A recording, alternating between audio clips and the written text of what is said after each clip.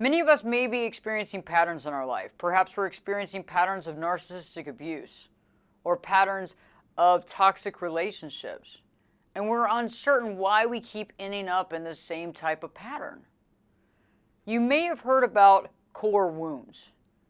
And in today's video, I'm going to explain what core wounds are, how they began, and how they can lead us into some of these negative patterns or toxic patterns in our life. Hi friends, glad to be back today. And today we're going to be focusing on core wounds. What the impact is of our core wounds on our day-to-day life, our choices, and our relationships.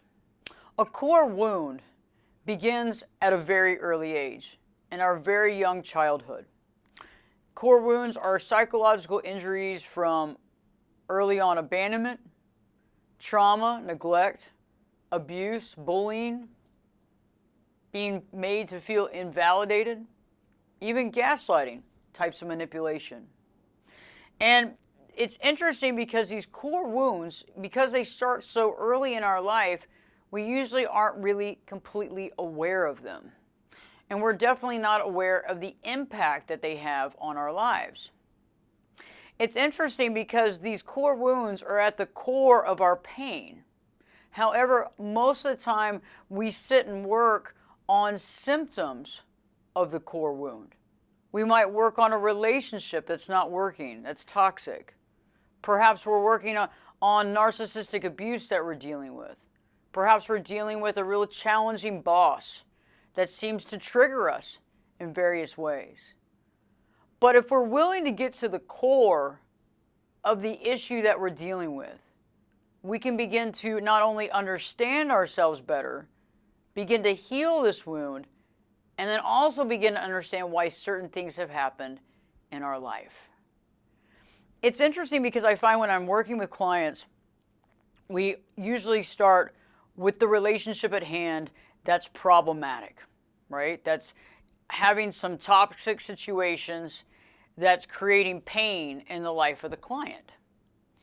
But it's interesting because once we dig deep enough, and we have to go pretty deep to figure it out, we realize that some of these triggers and situations are based, and they always are based, on the core wound of the individual. And until the core wound is healed, we keep bringing this pain back into our life. A core wound is just like any other wound that hasn't really healed properly, right? It can get reinfected.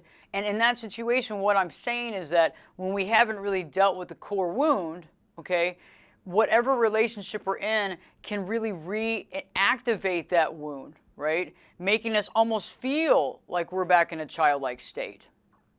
It's interesting because I have talked to clients where when they really hit a situation that activates the core wound, they actually physically can feel ill, right? So physical feeling of anxiety, maybe even a panic attack, a headache, physical pain, physical back pain, even heart palpitations.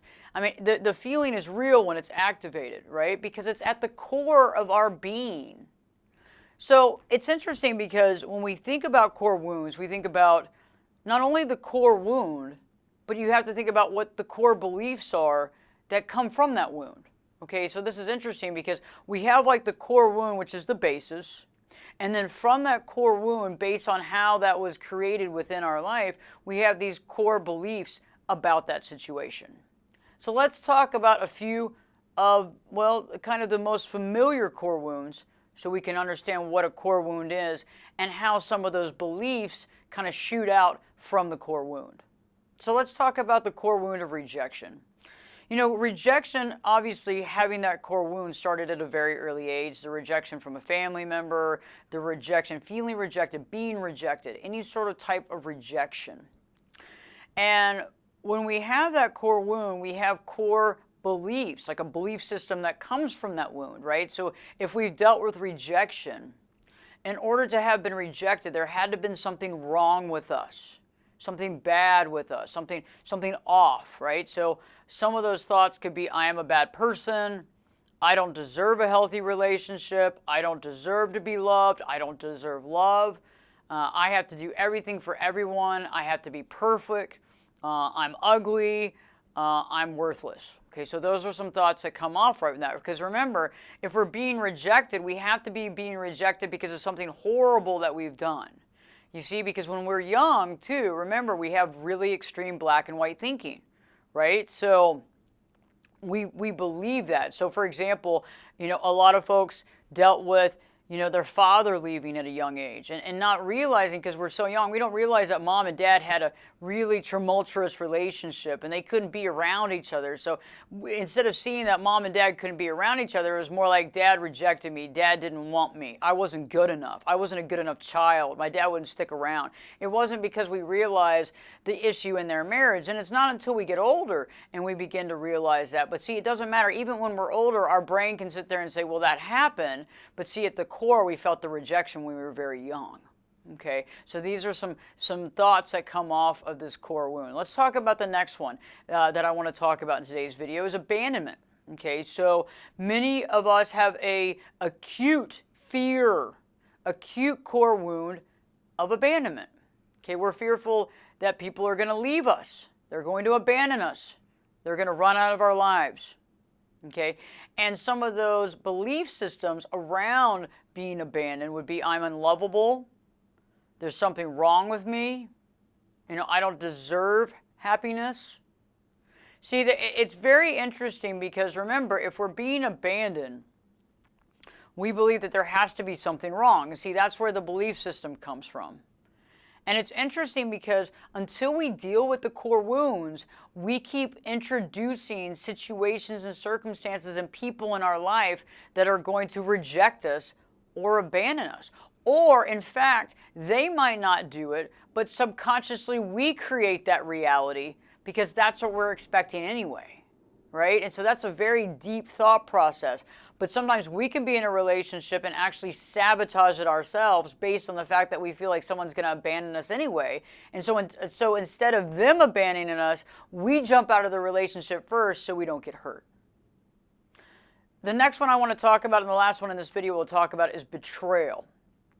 When you're betrayed, okay? Some of those thoughts that can come out of those belief systems is I'm hopeless, I'm helpless, I'm a failure, I'm unworthy. Think about it, because, that black and white thinking is very important, because now that we're a little older, we might have some more of a, the ability to think about things in the past and how they took place and be able to understand them from an adult position, but it still doesn't change the core wound. Right? It still doesn't change it. And that's why we have to understand and learn how to heal it, because we can't just speak to the mind and say, oh, get over that. That happened when you were 2 years old. We have to actually understand how the core wound began. Then we have to understand how it is permeated into our life. Then we have to understand the belief system, right? Because the belief system actually has to change in order to change and eliminate the core wound to try to get it to heal. And so we'll be talking about this in next videos, because we first have to understand what is our core wound, right? Because we have to get to the bottom of that. Because I believe that almost everybody on this planet, to some degree, I think the majority, if not almost everybody, has a core wound that they're dealing with. And I feel that until we really understand that core wound and be able to know it for what it is. And I figured out that we actually can connect with the belief system quicker than we can connect to the core wound, right? Because we're able to understand what we're thinking. And once we're able to understand our thoughts, we're able to get into what that core wound actually is. So I hope this video has helped you to really contemplate your core wound, where they began, right? The types of core wounds, and how core wounds create a belief system around them. Right? Because this is really the basis for a lot of our issues in our life. The core wounds and the beliefs that come from that create that self-sabotage in our life. It also creates the patterns in our life. On some upcoming videos, we're going to be talking about core wound and the trauma bond. These types of things too are very important, because we get ourselves into certain relationships that might actually have the ability to help us work on our core wound, but sometimes we don't realize that, right? Because it can really activate the core wound. It can trigger us in a way that actually can really scare us and create fear, instead of really helping us to understand what we're actually needing to work through. If you haven't already, please subscribe to my channel. New content up on a weekly basis. And also add any comments to this video. If you've done research and figured out maybe possibly the core wound you're dealing with, let us know what that is and how you're working on it. If you've connected to a belief system that you realize is directly related to your core wound, talk about that. Put that in the comment section. It's always good to have us talking about this and having conversation about it, because the best thing we can do is probably shine some light on what someone else is dealing with, and so it can help them to understand themselves even better. And this is all about growing together, right? This is a non-judgment free zone, helping everybody to work together to be the best version they can be of themselves. I hope this video has helped, and don't forget to live your true life.